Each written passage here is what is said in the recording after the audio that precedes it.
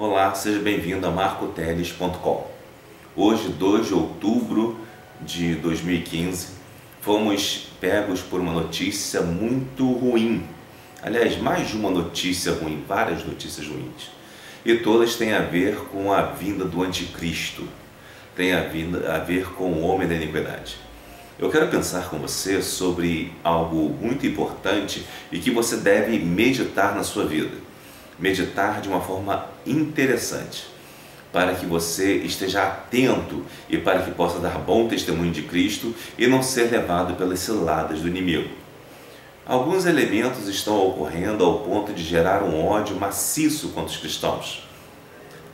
Uma revista brasileira que se diz científica, que de científica é vergonhosamente nada, colocou os cristãos como intolerantes, como discurso de ódio, e colocou, por exemplo, o islamismo como religião de paz. Alguns grupos políticos do Brasil, especialmente de esquerda, marxista, que não gostam de crente, não gostam de servos de Deus, e tem alguns crentes que ainda estão nesse partido, que não deveriam estar. Crente não pode participar de partido que tenha cor vermelha no seu logotipo. Isso é partido de morte, porque é um partido socialista e o socialismo é anticristão, antifamília e antivida. Cuidado com isso. Cuidado também com os libertários, porque eles gostam das coisas muito fáceis, querem dar moleza para muita coisa. Seja um cristão conservador, que é a melhor coisa que você faz. Mas vamos falar da Bíblia e do acontecido de hoje. Hoje, um cristão, entrou um fanático armado dentro de uma universidade e matou 10 pessoas pelo menos e feriu outras tantas, numa universidade no Oregon, dos Estados Unidos. Esse assassino, ele entrou nessa universidade e perguntava para as pessoas: você é cristão? E a pessoa dizia sim, e ele matava. Matou aproximadamente 10 cristãos. Aí os policiais não queriam dar inicialmente o nome dele, porque achavam que iriam divulgar aquele cara, e o que ele queria era fama. Mas me parece que ele não queria fama, ele queria outra coisa. Ele queria intimidar você que é cristão para que não dê mais o seu testemunho. Ele queria calar os cristãos, era isso que ele queria. O presidente dos Estados Unidos fez uma palavra depois, um discurso posteriormente, e nesse discurso o presidente dos Estados Unidos dizia que o problema era o porte de armas liberado nos Estados Unidos. Ora, o mesmo presidente que compra balas para matar elefante para serem usadas pela polícia é o mesmo que está contra o porte de armas. E é interessante que nas faculdades, especialmente nessa faculdade, era proibido o uso de armas dentro do prédio. As armas não podiam entrar no prédio. Ou seja, o cara entrou armado e matou aquelas pessoas porque sabia que não encontraria resistência naquele prédio. Ele sabia que as pessoas ali não estariam armadas. Ou seja, o problema não era o porte de arma, era a falta do porte de arma dos outros alunos para se defenderem dele. Observe como distorce as coisas.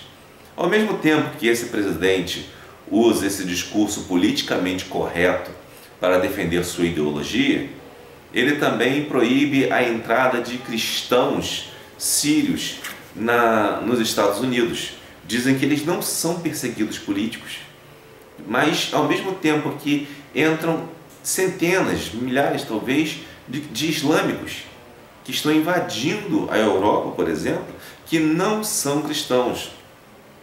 No Corão 4:100, segundo o blog do Jorge Severo, há uma ordem de Maomé para que os islâmicos imigrem e ganhem aquelas terras ou morram tentando. É ordem do Corão. Então tome cuidado com isso. Isso é uma invasão planejada por ordem do Corão. E nós cristãos somos os alvos.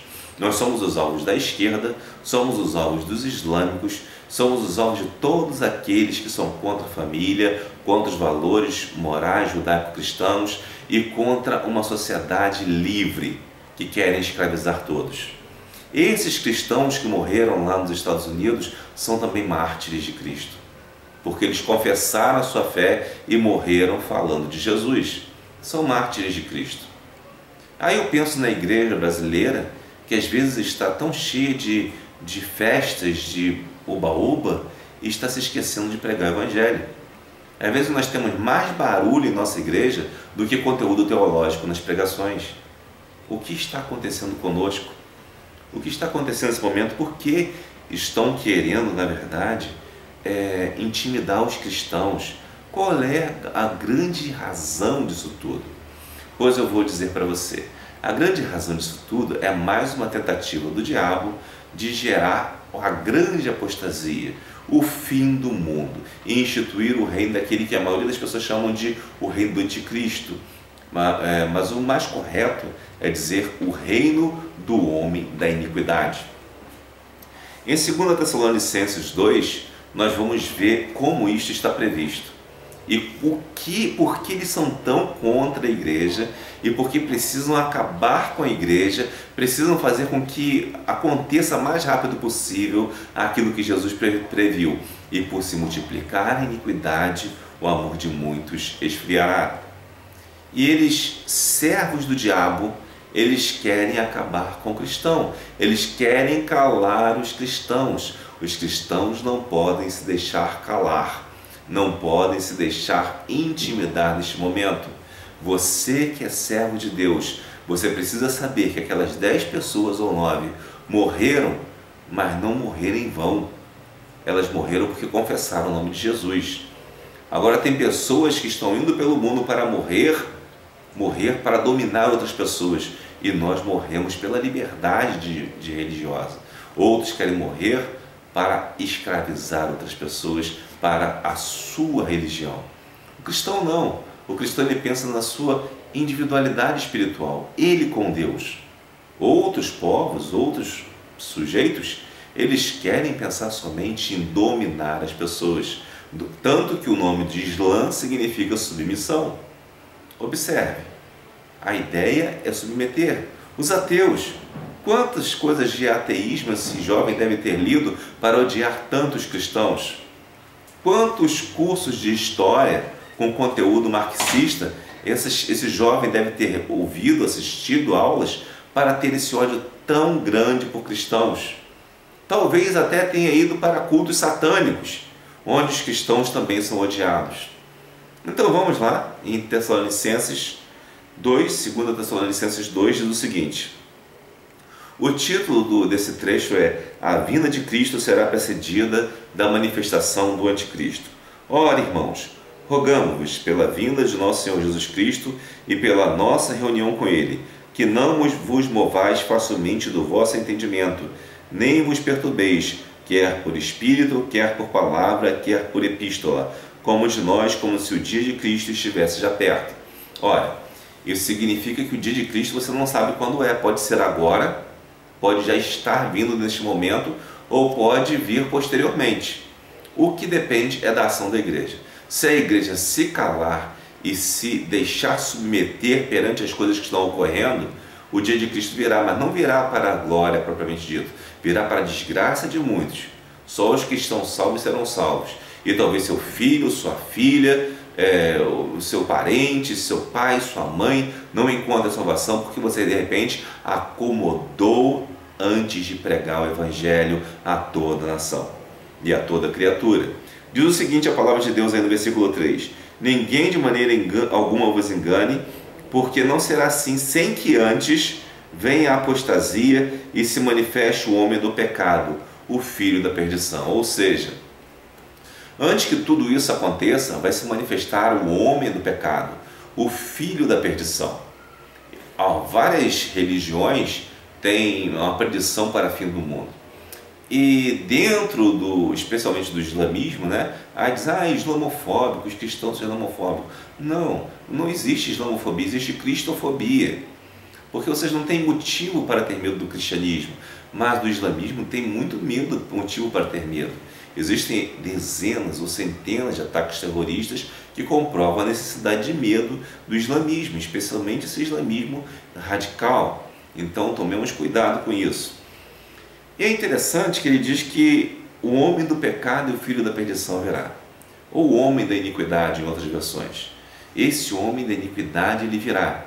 Hitler poderia ter sido um homem da iniquidade, foi uma tentativa que fracassou, porque um povo, em nome de Deus, se levantou e partiu para a guerra. A guerra era bonita? Não, mas foi necessário, como estados. Estados, na verdade, instituídos, e eram estados cristãos contra um estado pagão, porque Hitler, ele tinha uma religião pagã, da antiguidade germânica, e nessa antiguidade germânica tinham certos deuses, e Hitler servia a esse. Era uma guerra de deuses, na verdade, os falsos deuses de Satanás contra o verdadeiro Deus.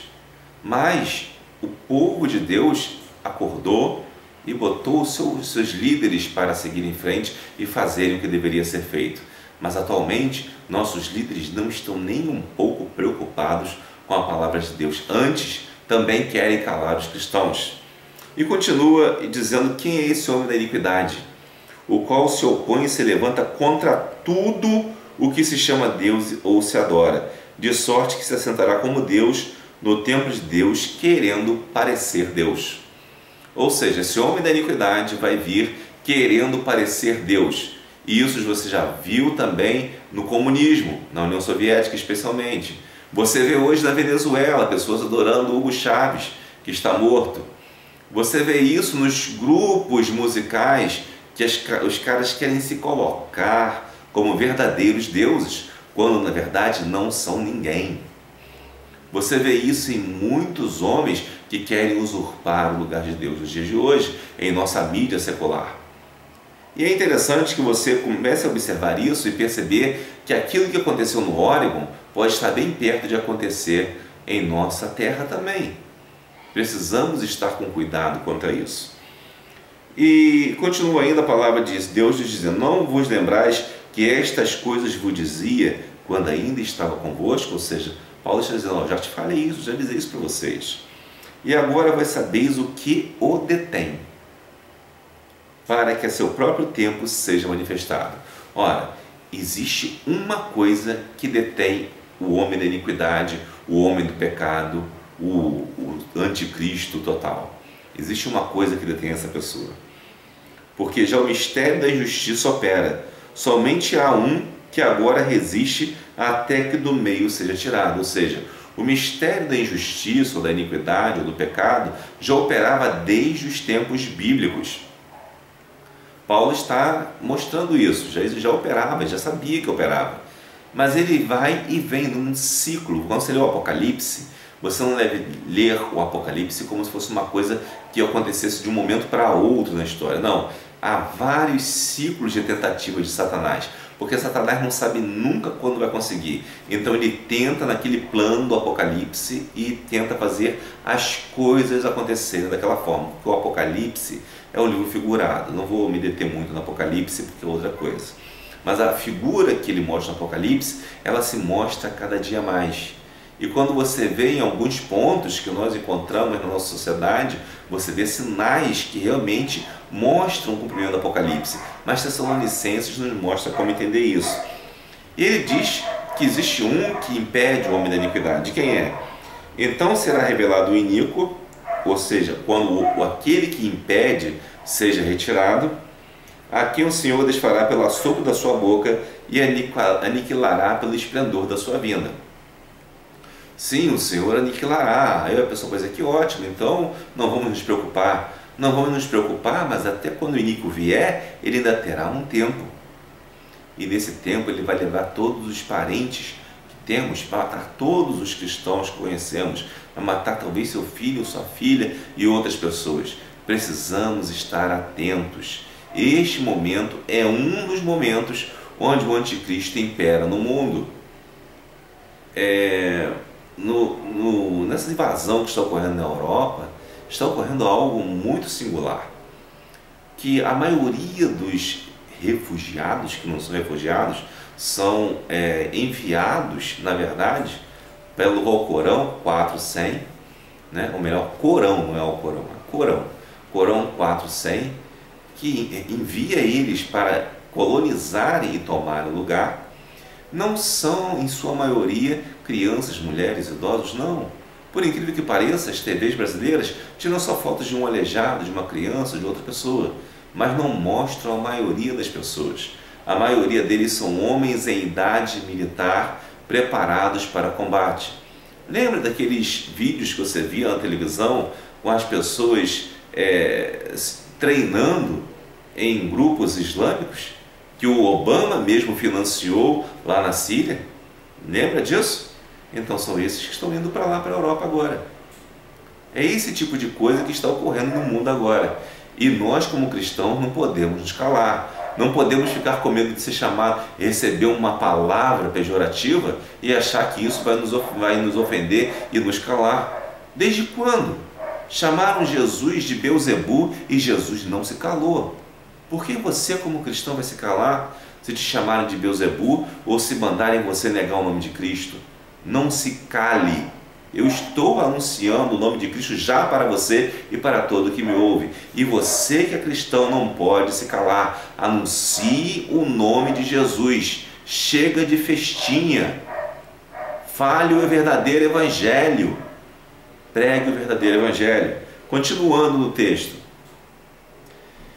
A esse cuja vinda é segundo a eficácia de Satanás, com todo o poder e sinais e prodígios de mentira, e com todo engano da injustiça para os que perecem, porém não receberam o amor da verdade para se salvar. Aqui está a chave. Porém não receberam o amor da verdade para se salvar, ou seja, não receberam o Espírito Santo. O que significa isso? Que virá a operação do erro. Essa operação do erro pode ser muito bem realizada com a tecnologia que nós temos hoje. Você pode pensar, mas a tecnologia não é tanta coisa assim. Engano seu. A tecnologia que nós temos hoje já estava prevista, e muito mais do que ela, em revistas de informática de 20 anos atrás. Ou seja, o que eles têm hoje, os de 20 anos atrás, tem coisa que não foi lançada hoje. Por exemplo, um HD do tamanho de uma moeda de 10 centavos já existia há 20 anos atrás. E um HD de 1 tera, há 20 anos atrás. 1 tera surgiu há pouco tempo para a gente aqui no Brasil.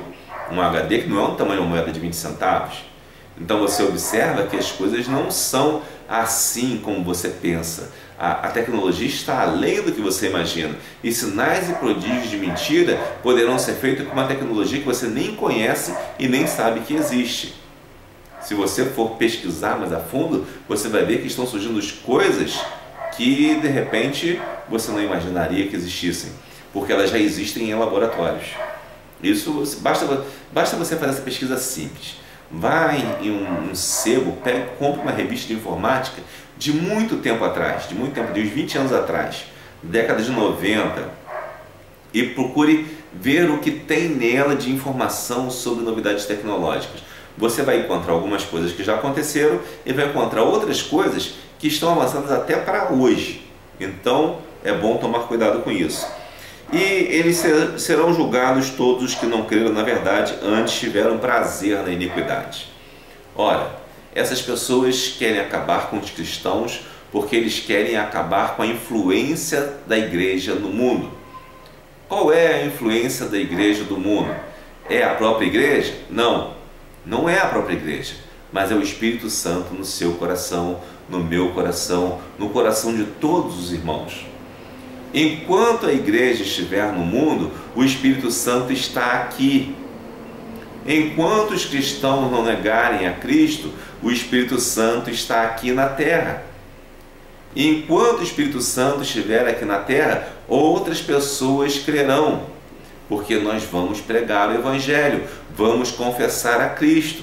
Mas se nós começarmos a nos calar, se nós começarmos a entrar em apostasia, nós vamos permitir facilmente que o homem da iniquidade leve toda a sua família, talvez você seja o único crente, talvez você seja o único crente entre seus melhores amigos, e eles todos serão levados pelo homem da iniquidade, porque um crente se calou. Um crente não pode se calar. Um crente tem que anunciar a palavra de Deus. Um crente tem que levar a palavra de Deus a outras pessoas. E o que está acontecendo agora, esse ódio que estão fomentando contra os cristãos, de todos os lados, é exatamente para que se cumpra esse fim do mundo, para que se cumpra a grande apostasia, para que as pessoas tenham medo de falar da palavra de Deus, de dizer que são cristãos, de anunciar a verdade. Todo mundo quer ser um crente legal, um crente bacana, mas não é isso que Jesus quer. Jesus quer que você seja um crente que, mesmo incômodo, pregue a tempo, enche a tempo e fora de tempo. É isso que Deus quer de nós. Neste momento agora, nós somos a única força neste mundo, porque temos o Espírito Santo capaz de reverter essa situação. Com muita oração, com o ensino da palavra e com muita pregação. Reverta essa situação para que seus entes queridos não se percam e não entrem pelo caminho do mal. Que Deus nos abençoe e que essa palavra possa falar ao seu coração. Amém.